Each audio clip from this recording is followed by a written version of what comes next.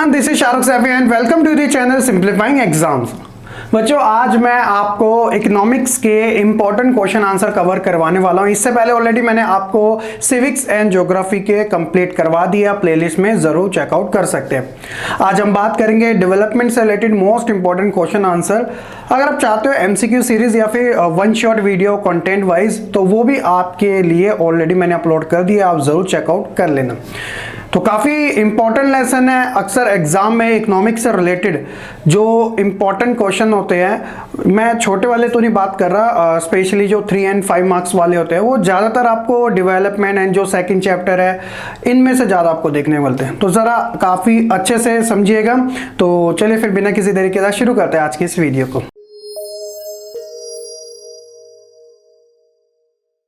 शुरुआत करते हैं अपने फर्स्ट क्वेश्चन के साथ। Mention any 2 development goals of a landless rural labour.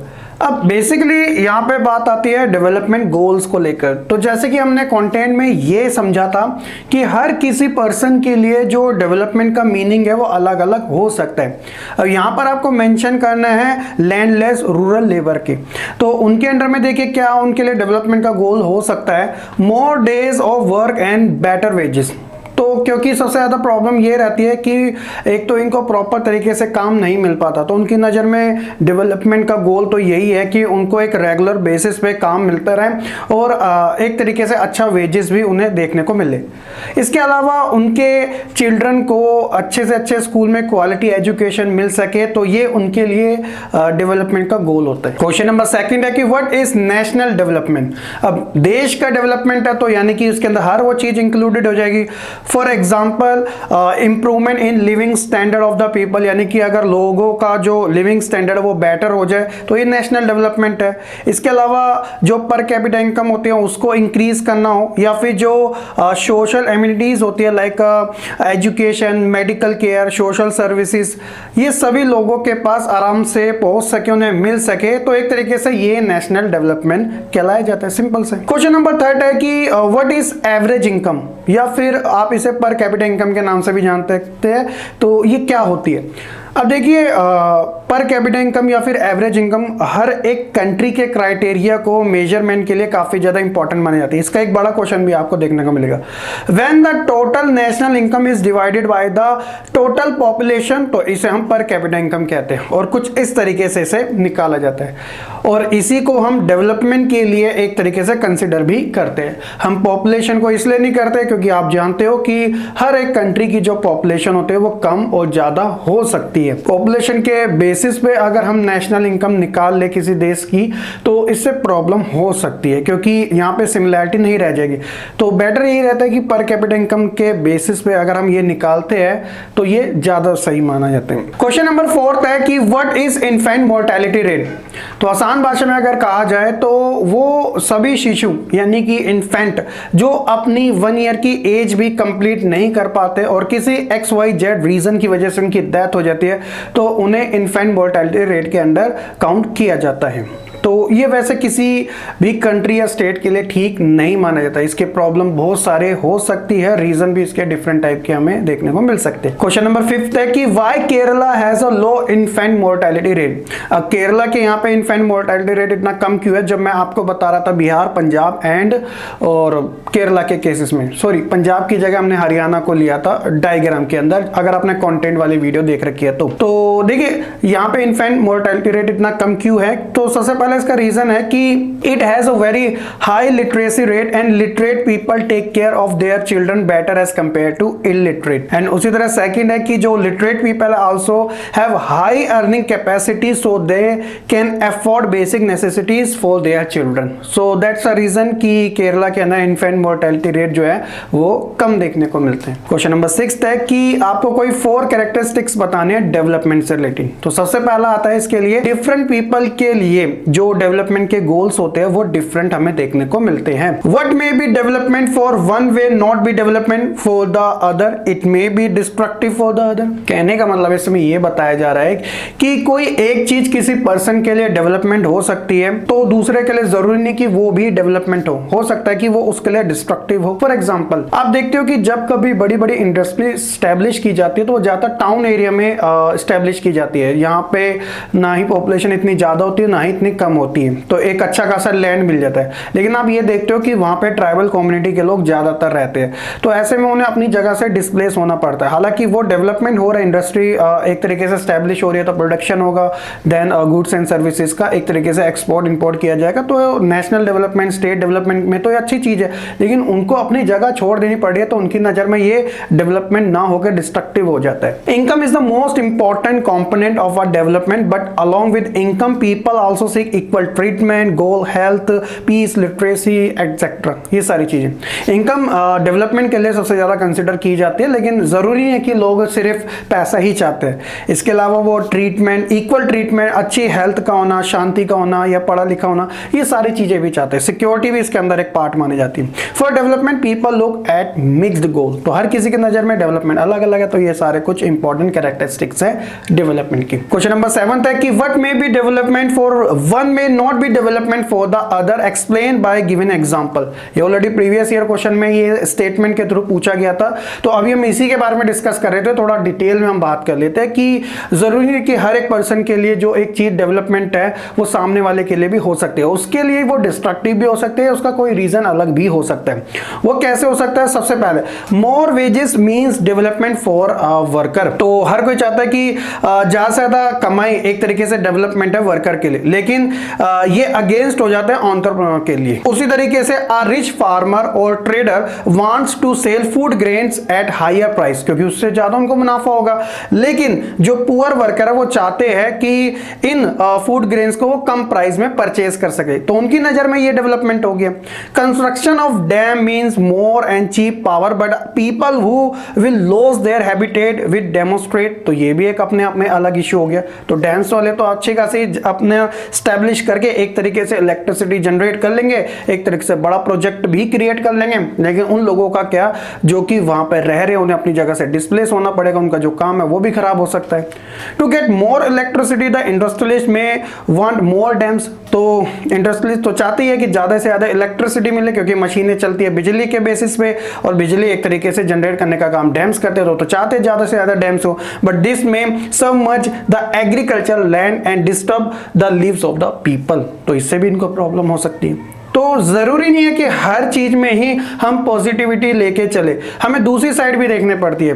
मैंने एक एग्जांपल आपको ह्यूमन एंड बर्ड्स का भी बताया था कि जैसे आज के समय में टेक्नोलॉजी इतनी ग्रो होती जा रही है, हमारे पास इतनी सारी फैसिलिटीज आती जा रही है, तो कहीं ना कहीं हम देख रहे हैं कि जैसे स्मार्टफोन इतने ज्यादा आ चुके हैं, बैठे बैठे हम सारे काम इजिली कर लेते हैं, लेकिन इसका रेडिएशन पावर इतनी ज्यादा होती है कि इससे प्रॉब्लम होने लगी है बर्ड्स को, यानी उनकी स्पीशीज जो है एक्सटिंक्ट होती जा रही है, खत्म होने की कगार पे होती जा रही है, क्योंकि वो उनके लिए सुटेबल बिल्कुल भी नहीं है। इसके ऊपर एक मूवी भी आई थी रोबोट 2.0, अगर आपने देखी होगी तो आप इस चीज को अच्छे से समझ सकते हैं। क्वेश्चन नंबर 8 है कि what is the significance of human development index. तो ह्यूमन डेवलपमेंट इंडेक्स आप जानते हो कि 90 में इसकी शुरुआत हुई थी प्रोफेसर महबूब उल हक और प्रोफेसर अमृता सेन के द्वारा। तो बेसिकली ये क्या आता है कि इसमें एक रैंक प्रोवाइड कराई जाती है डेवलपिंग और अंडर डेवलप के बेसिस पे। कुछ ऐसी कंट्री होती है जो टॉप लेवल पे आती है, यानी कि 190 से ज्यादा कंट्री को इसमें रैंक दी जाती है। इंडिया के पॉइंट ऑफ व्यू से अभी हम 130 के क्रॉस है, यानी हमसे पहले 130 देश पहले आते हैं। तो इसमें मेजरमेंट के 3 तरीके लिए जाते हैं। एक होता है इसके अंदर एजुकेशन, हेल्थ और लाइफ एक्सपेक्टेंसी, और साथ ही इसके अंदर आप कह सकते हो कि पर कैपिटा इनकम भी काफी इंपॉर्टेंट रोल प्ले करती है। तो इनके बेसिस पे हम किसी को भी एक तरीके से रैंक दे सकते हैं कंट्री को। हर साल इसकी रैंक जारी की जाती है UNDP के थ्रू, यानी कि united nation development programme. Question number 9 है कि money can not buy all the goods and services that one need to live well. तो जरूरी नहीं है कि पैसा जो है वो हर एक चीज खरीद सकता है, हमें जीने के लिए भी कुछ और चीजों की जरूरत पड़ती है। हालांकि मनी देखो मीडियम ऑफ एक्सचेंज है, हम जो भी चाहे वो आराम से उससे ले सकते हैं, अपनी नीड्स को पूरा कर सकते हैं, बट इसका मतलब ये नहीं है कि मनी ही हमारी लाइफ में सिर्फ इंपॉर्टेंट रहेगी, कोई अदर फैक्टर काम ही नहीं करेगा अच्छा जीवन जीने के लिए। तो उसके कुछ एक तरीके से आप कह सकते हो कि मनी के अगेंस्ट में कुछ काउंटर पॉइंट्स भी है, आप उन्हें समझिएगा अच्छे से।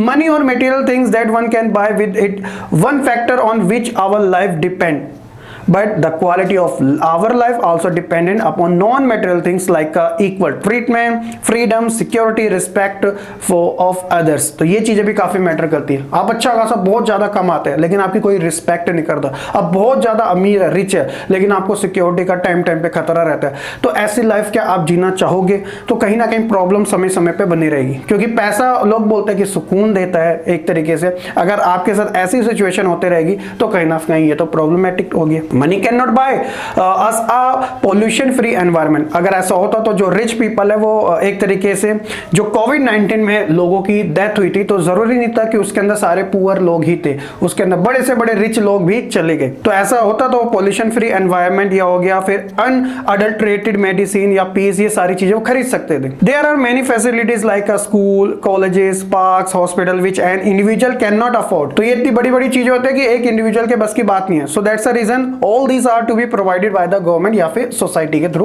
ये प्रोवाइड कराई जाती है। Money possessed by an individual can not provide us a type of government which take decision of for the welfare of the common people। पैसा ऐसा नहीं है लोगों के पास कि वो अगर ऐसे ही होता तो वो एक ऐसी गवर्नमेंट क्रिएट कर सकते थे पैसों के दम पे कि जो कि कॉमन पीपल के लिए वेलफेयर का काम करे, उनके लिए अच्छी से अच्छी जॉब क्रिएट करे, सोसाइटी के अंदर पीस बनाए रखे, ऐसे बहुत सारी चीजें मैटर करती है। अगर ऐसा होता तो सोसाइटी के अंदर फिर कभी क्राइम ना होते, इनइक्वालिटी ना होती, लेकिन आज भी हम देखते हैं सारी चीजें एग्जिस्ट करती हैं। तो हम कह सकते हैं कि मनी काफी हद तक ह्यूमंस की लाइफ को इजी कर देती है, बट ये नहीं है कि उसकी लाइफ बिल्कुल सुकून से गुजरे, क्योंकि बहुत सारी चीजों के ऊपर उसे और भी डिपेंड रहना पड़ता है। क्वेश्चन नंबर 10 है, व्हाट इज पर capita income? Can it be regarded as the sole indicator of economic development of a country? Give 4 valid argument to support your answer। सबसे पहले पर कैपिटा इनकम, जैसे कि हमने अभी डिस्कस कर ही लिया था प्रीवियस क्वेश्चन में, per capita income is the average income of a country. Per capita income criteria takes into account only the economic aspect of a life and ignore the social aspect of life, क्योंकि उसका काम ही यही है कि वो economic aspect के through ही वो एक तरीके से कंट्री को जज करने का काम करता है। Per capita income criteria ignore education, health, life expectancy, sanitation, ETC. Per capita income criteria also ignore non material things like a peace, pollution free environment, democracy. तो क्योंकि उसका एक ही क्राइटेरिया इकोनॉमिक एस्पेक्ट के अंदर, तो उसी के बेसिस पे वो मेजरमेंट करने का काम करता है, अदर चीजें उसके लिए इतनी मैटर नहीं करती। इसी वजह से जब हम डायग्राम के बारे में कवर कर रहे थे तो मैंने आपको बताया था एक चार्ट के अंदर कि अलग अलग फैक्टर होते हैं। जैसे पंजाब का आप देखोगे पर कैपिटा इनकम केरला के कंपैरिजन में ज्यादा होता है, लेकिन हम ये देखते हैं कि ह्यूमन डेवलपमेंट इंडेक्स में पंजाब जो है वो केरला से काफी ज्यादा पीछे, क्योंकि केरला के अंदर जो इन्फेंट मोर्टेलिटी जो रेट है वो पंजाब के कंपैरिजन में काफी कम देखने को मिलता है, और लिटरेसी रेट भी केरला का ज्यादा है एज कंपेयर टू पंजाब। तो जरूरी नहीं कि सिर्फ वो कंट्री जहां पे पैसा ज्यादा है तो वहां पे सब कुछ बढ़िया ही होगा, और भी चीजें काफी ज्यादा मैटर करती है, जैसे हमने मनी के केस में पढ़ा था। Question number 11, why are the countries of the Middle East not called developed in spite of high per capita income? अब यहाँ पे मिडिल ईस्ट कंट्रीज के बारे में बताया गया है। मिडिल ईस्ट कंट्री सबसे पहले ये हमें वहां देखने को मिलती है जो गल्फ कंट्री होती है, जैसे आपने Dubai, Iraq, Iran, Uzbekistan, Kazakhstan, Turkistan, इन सभी के नाम सुने होंगे। ये तो सारी क्या है, गल्फ कंट्री है। आप देखो कि यहाँ पे पर कैपिटा इनकम काफी हाई देखने को मिलता है, क्योंकि उनके पास एक सबसे अच्छी चीज है जिसे हम ऑयल कहते हैं, ऑल ओवर द वर्ल्ड वो एक तरीके से उसका एक्सपोर्ट करते हैं, तो इस वजह से वहाँ की जो पर कैपिटा इनकम है वो काफी ज्यादा हाई हमें देखने को मिलता है। बट फिर भी उसे डेवलप क्यों नहीं माना जाता, उसके कुछ रीजंस है।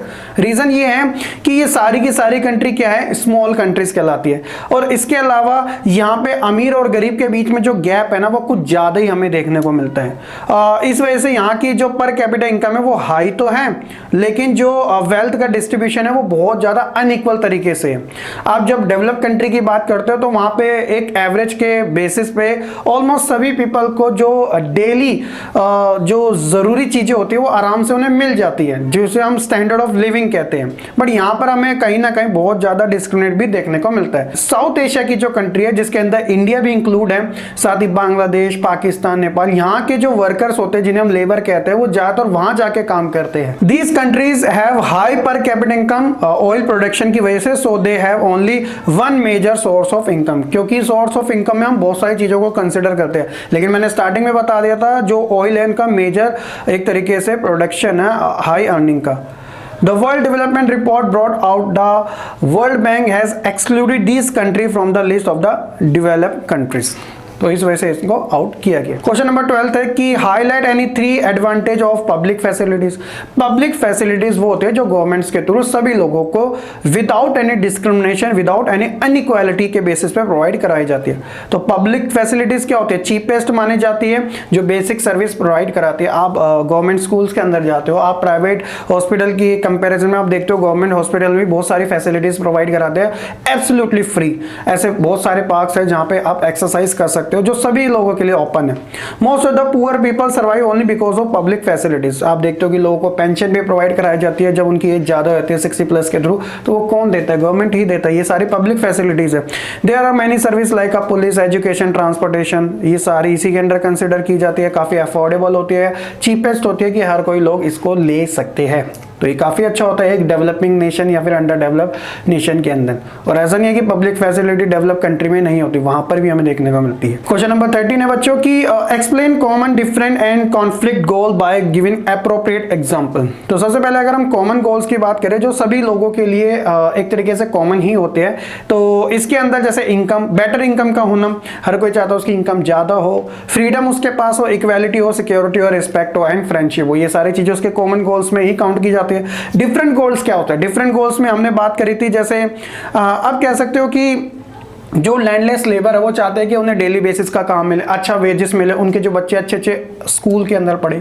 उसी तरीके से जो एक युवा है तो उसकी नज़र में क्या है, वो अनएम्प्लॉयड है, वो चाहता है कि वो जल्दी से जल्दी वो एम्प्लॉयड हो जाए, उसे इस चीज़ की अपॉर्चुनिटी मिले, उसके लिए ये सक्सेस है, इसके लिए ये डेवलपमेंट है। तो डिफरेंट गोल्स हो गए। कॉन्फ्लिक्ट गोल्स क्या होते हैं? तो ये वो गोल्स होते हैं जो एक के लिए तो डेवलपमेंट हो जाते हैं, दूसरे के लिए डिस्ट्रक्टिव हो जाते हैं। अगर बड़े से बड़े इंडस्ट्रियलिस्ट चाहते हैं कि ज़्यादा से ज़्यादा इंडस्ट्री डेवलप्ड हो, स्टैब्लिश हो, लेकिन कहीं ना कहीं डिस्ट्रक्टिव उनके लिए हो जाता है, जो कि जहां पर ये हो रही है ट्राइबल कम्युनिटी के लिए स्पेशली, तो उन्हें अपनी जगह से डिस्प्लेस होना पड़ता है। तो ये कॉन्फ्लिक्ट वाले हो जाते हैं। ठीक है, तो ये था हमारा क्वेश्चन नंबर 13 का, और इसी के साथ हमारे इस लेसन के मोस्ट इंपॉर्टेंट क्वेश्चन आंसर होते हैं कवर। होप सो कि बच्चा आपको काफी अच्छे से समझ आ चुके हैं। बाकी हम नेक्स्ट वीडियो में मिलेंगे अपने सेकंड चैप्टर के most important question answer series के साथ। वीडियो को लाइक, कमेंट, शेयर करने के साथ चैनल को सब्सक्राइब करना बिल्कुल ना भूलिएगा। मिलते हैं नेक्स्ट वीडियो में, तब तक के लिए खुश रहे, पढ़ते रहे और ऐसे ही आगे बढ़ते रहे।